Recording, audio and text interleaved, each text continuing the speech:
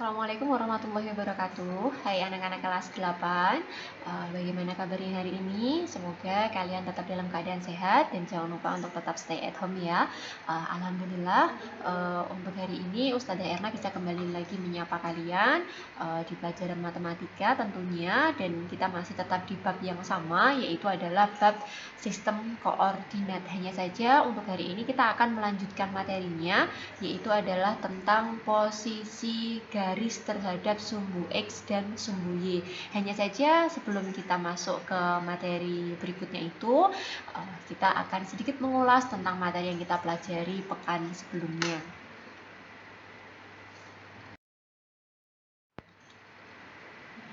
Nah, di pekan sebelumnya kita sudah belajar tentang posisi titik terhadap titik tertentu. Nah, ini Ustazah Erna akan sedikit membahas tugas pekan kemarin. Walaupun nanti kita tidak akan membahas semuanya, Ustazah Erna hanya akan mengingatkan sedikit saja. Nah, ini dia, ini adalah tugas pekan kemarin. Pekan kemarin Ustazah Erna sampaikan bahwa dari gambar bidang koordinat ini silahkan bisa dicari posisi titik A, B, C, D terhadap titik E dan posisi titik F, G terhadap titik H. Di sini Ustazah Erna akan ambil dua titik acak ya, untuk kembali mengingatkan kalian, karena ternyata setelah Ustazah Erna amati masih banyak dari kalian yang sebenarnya tahu bagaimana cara mengerjakan dari soal posisi titik terhadap titik tertentu ini. Hanya saja ternyata kalian masih sedikit bermasalah dengan operasi hitung bilangan bulat, sehingga nanti mungkin saran Ustazah Erna adalah kalian harus sering-sering latihan tentang operasi hitung bilangan bulat. Kita coba ya. Kita coba di sini kita pakai titik C dan juga titik G. Kita coba sebentar, Ustazah Erna keluarkan kursornya dulu. Kita lihat ya, kita cari posisi titik C terhadap titik E. Tadi kan gitu ya. Kita cek dulu pertama. Jadi titik C itu ternyata koordinatnya adalah min 4,3. Kemudian titik E itu koordinatnya adalah min 3, min 3. Nah, kemudian berarti posisi titik posisi titik C terhadap E bagaimana? Ingat, berarti ini kita kurangkan. Berarti jadinya adalah min 4 dikurangi min 3, kemudian yang belakang juga sama kita kurangkan. 3 dikurangi min 3. Nah, kalau sudah gimana? Nih, lihat. Di sini min sama min, berarti jadinya adalah plus. Jadinya min 4 ditambah 3. Hutang 4 dibayar 3, sehingga dia masih punya hutang 1. Makanya jawabannya adalah min 1. Kemudian yang berikutnya, di sini min 3. 3 dikurangi min 3. Berarti ini min ketemu min, berarti jadinya plus. Berarti 3 tambah 3 jadinya adalah 6. Berarti posisi titik C terhadap titik E itu adalah min 1,6. Jangan lupa dikasih keterangan, berarti ini 1 ke kiri. Kenapa kok ke kiri? Karena dia negatif. Kemudian yang ini berarti adalah 6 ke atas. Kenapa kok ke atas? Karena dia positif. Kemudian kita coba ke soal berikutnya. Kita coba pakai yang tadi mau pakai yang G ya. Kita coba yang G. Berarti kalau yang G itu kan titiknya adalah 5, negatif 4. Tadi terhadap titik H. Kita cek titik H-nya. Titik H itu adalah 3, min 6. Berarti posisinya kita kurangkan satu persatu nih. 5 dikurangi 3, berarti dapatnya 2 ya. Kemudian yang ini min 4 dikurangi min 6. Nah, ini harus ngitung nih. Min 4 dikurangi min 6. Nah, ini jadinya adalah plus, berarti min 4 ditambah 6, berarti hutang 4 dibayar 6, berarti masih ada sisa 2. Berarti jawabannya adalah 2,2. Nah, jangan lupa dikasih keterangan. Berarti ini adalah 2 ke kanan. Kenapa kok ke kanan? Karena dia positif. Kemudian yang ini jadinya 2 ke atas. Kenapa kok ke atas? Karena dia positif juga. Nah, ini untuk sedikit mengingatkan kalian tentang materi pada pertemuan sebelumnya, yaitu adalah tentang posisi titik terhadap titik tertentu. Nah, untuk yang pertama yaitu adalah memahami posisi titik terhadap sumbu X. Kemudian yang kedua, memahami posisi titik terhadap sumbu Y. Ini jauh lebih cenderung lebih mudah ya kalau dibandingkan dengan yang sebelumnya, walaupun yang sebelumnya juga tetap mudah. Nah, oke. Hari ini kita akan membahas tentang posisi garis terhadap sumbu X dan sumbu Y. Oke, dilihat di sini ada beberapa gambar. Di sini ada gambar garis L1, nih ya. Ini ada L1, ada garis L2, ada L3, ada L4. Di sini yang warna hijau ini ada garis M1, M2, M3, dan M4. Kemudian di sini ada garis N1 dan juga N2. Kita akan coba cari posisinya terhadap sumbu X dan juga terhadap sumbu Y. Oke, yang pertama, Ustazah Herna mulai dengan garis yang sejajar sumbu X. Kita lihat di bagian sini. Dilihat sumbu X itu yang mana? Ini sumbu X. Sejajar itu seperti apa? Sejajar itu kayak rel kereta api. Berarti dia arahnya sama ya. Berarti garis yang sejajar sumbu X nanti akan Ustazah Herna tuliskan di sebelah kiri. Kemudian garis yang sejajar sumbu Y akan Ustazah Erna tuliskan di sebelah kanan garis putus-putus ini ya. Kita lihat di gambar yang pertama. Ini ada sumbu X, garis yang sejajar sumbu X. Berarti dia bentuknya seperti ini, harus sama kayak sumbu X ini. Berarti ternyata ada garis L1. Berarti yang ini kan dia sama nih kayak sumbu X nih. Berarti dia ini sejajar dengan sumbu X. Ada L1, kemudian ada L2, ada L3, dan juga ada L4. Itu adalah garis yang sejajar sumbu X. Kita coba cari di garis yang lainnya. Di soal yang lainnya, oh ternyata tidak ada garis yang sejajar sumbu X. Kita lihat yang di sini, yang soal yang ketiga, ternyata juga tidak ada. Berarti berikutnya garis yang sejajar dengan sumbu Y ternyata adalah M1, M2, M3, M4. Yang di gambar pertama ini tidak ada yang sejajar dengan sumbu X. Kenapa? Ingat, kalau sejajar tadi kan harus sama nih. Maaf, sumbu Y. Ini lihat sumbu Y-nya. Sumbu Y-nya di sini. Nah, berarti kalau dia dari sini, ini kan nggak ada yang sejajar nih. Berarti dia di bagian gambar yang pertama ini tidak ada yang sejajar dengan sumbu Y. Sekarang kita coba ke yang gambar kedua. Ini adalah sumbu Y-nya. Nah, yang sejajar tadi yang bentuknya sama, arahnya sama, berarti di sini ada garis M1, ada M2, ada M3, dan juga ada M4. Itu adalah garis-garis yang sejajar dengan sumbu Y. Kita lanjutkan ke yang berikutnya. Nah, sekarang adalah garis yang tegak lurus dengan sumbu X dan sumbu Y. Ustazah Hera coba hapus dulu gambarnya, garis-garisnya itu. Oke, sekarang kita akan coba cari garis yang tegak lurus. Dari namanya aja, tegak dan lurus. Berarti tegak, kemudian lurus. Kita coba cari. Kita coba cari yang di gambar pertama. Garis yang tegak lurus dengan sumbu X. Ini adalah sumbu X nih. Ingat, tegak, lurus. Ada yang tegak, ada yang lurus ya.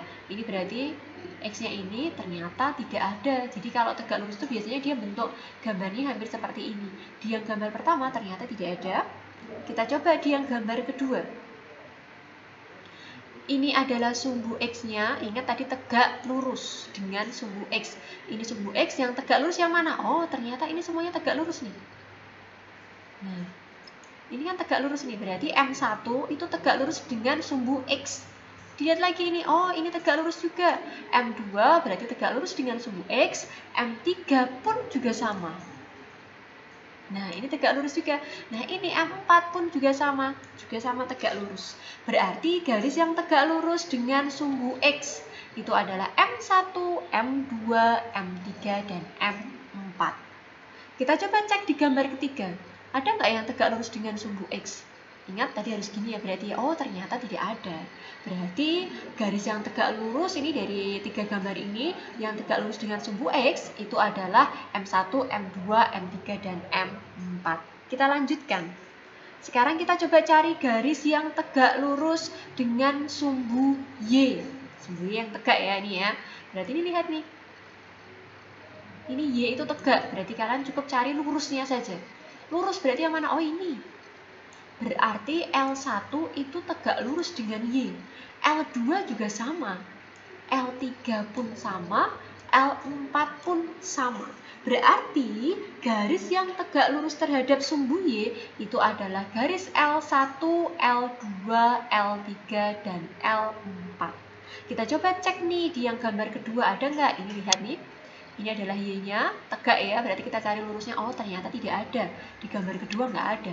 Di gambar ketiga pun juga tidak ada. Berarti yang tegak lurus dengan sumbu Y itu adalah L1, L2, L3, dan L4. Kita lanjutkan ke yang ketiga, yaitu adalah garis yang memotong sumbu X dan sumbu Y. Jadi motong sumbu X dan sumbu Y sekaligus. Kita lihat di sini. Nah, di yang sini, apakah ada garis yang memotong sumbu X? Ini sumbu X ya. Memotong itu berarti bukan sejajar loh ya. Memotong itu berarti dia bukan sejajar, berarti dia harus memotong nih, harus kena di sumbu X-nya ini. Ternyata di sini nggak ada. Nah, ini juga ternyata tidak ada. Berarti yang sebelah sini, lihat nih, yang memotong sumbu X, berarti ini contohnya N1 nih. Ini memotong sumbu X kena nih di sini. Terus satu lagi ternyata ini N2 juga. Ternyata dia juga memotong nih, kena di sini. Berarti garis yang memotong sumbu X itu adalah N1 dan N2. Yang memotong sumbu Y dia juga N1 dan N2. Nah, di sini sudah Ustazah Era paparkan ternyata posisi garis terhadap sumbu X dan sumbu Y itu ada garis yang sejajar, kemudian ada garis yang tegak lurus, dan kemudian ada garis yang memotong. Kalau garis yang sejajar berarti dia kayak rel kereta api, jadi dia harus bentuknya dan arahnya harus sama seperti sumbu X dan sumbu Y.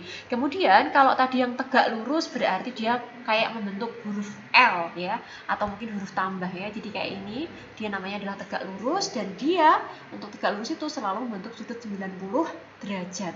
Untuk memotong, garis yang memotong sumbu X dan sumbu Y berarti dia bukan sejajar dan bukan tegak lurus, tapi dia harus mengenai sumbu X dan ini dia garis sejajar. Jadi misalnya adalah ini, dia nanti mau diperpanjang kayak gimana pun dia itu nggak akan pernah ketemu, tapi dia arahnya sama walaupun dia nggak pernah ketemu.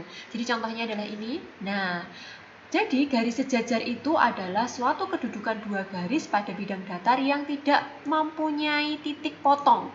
Walaupun kedua garis itu diperpanjang, titik potong itu untuk mudahnya itu bisa dibilang ini nanti diperpanjang kayak apapun dia nggak akan pernah ketemu. Itu namanya adalah garis yang sejajar. Kemudian yang kedua adalah garis berpotongan. Nah, kayak yang Bu Era bilang tadi, garis berpotongan itu berarti dia harus kena nanti ya. Berarti nanti dia harus ada titik potongnya. Nah, ini dia titik potongnya. Berarti garis berpotongan itu adalah kedudukan dua garis yang mempunyai titik potong karena kedua garis saling bertemu. Kalau sejajar tadi dia diperpanjang kayak gimana pun dia nggak akan ketemu, jadi nggak ada titik potongnya otomatis. Sedangkan kalau garis berpotongan itu dia mempunyai titik potong karena dia garisnya saling bertemu. Yang ketiga itu adalah garis tegak lurus. Jadi untuk membedakannya antara garis tegak lurus dengan garis berpotongan, kalau garis berpotongan itu pokoknya ketemu di titik. Tapi kalau garis tegak lurus dia titik potongnya itu membentuk sudut 90 derajat atau siku-siku. Ya, ini adalah siku-siku ya, sudah pernah belajar ketika di SD dan juga di kelas 7. Nah, jadi garis tegak lurus itu adalah kedudukan garis yang berpotongan dan pada titik potongnya terbentuk sudut siku-siku 90 derajat. Oke, kita lanjutkan ya di contoh soal.